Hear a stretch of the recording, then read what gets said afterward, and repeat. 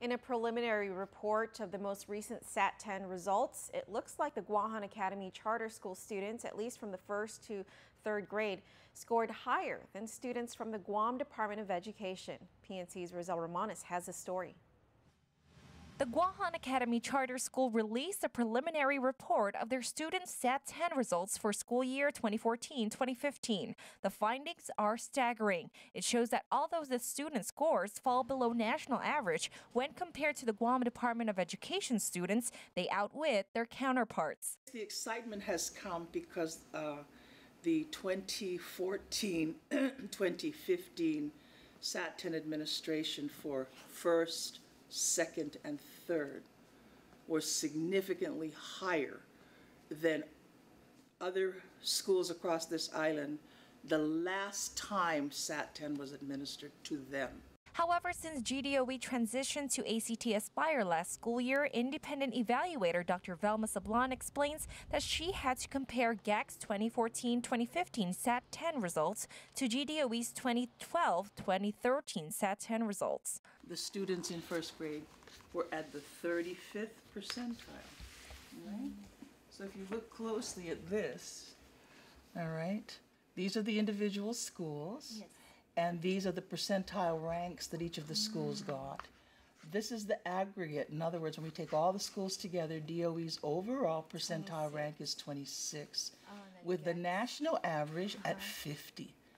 And we, charter school was at 35th percentile. GAC's first graders did better overall than the GDOE first graders in overall SAT10 scores. They were only exceeded by LBJ Elementary School and Carbolito Elementary School. For second grade, DOE's overall percentile was at 19, while GAC's was at 36. For third grade, DOE's percentile was at 16, while GAC's was in the 36th percentile.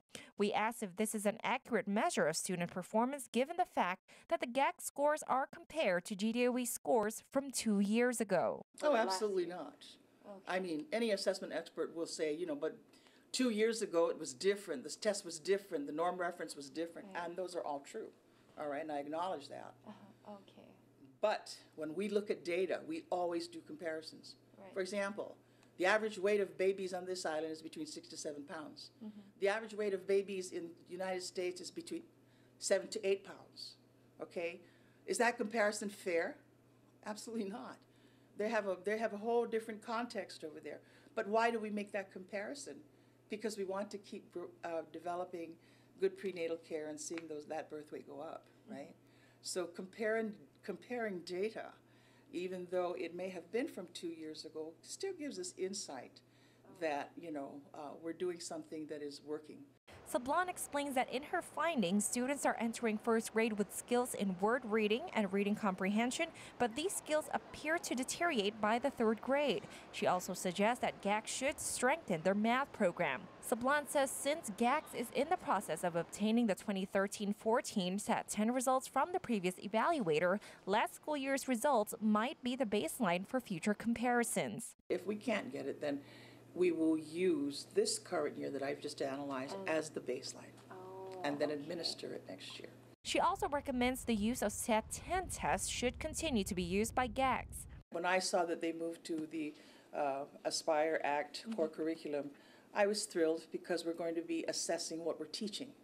But at the same time, I think there is a place for us to continue monitoring our progress in comparison to U.S. schools. I think there's a place for that. But whether we're going to invest all that money and time may not necessarily be a recommendation I would make.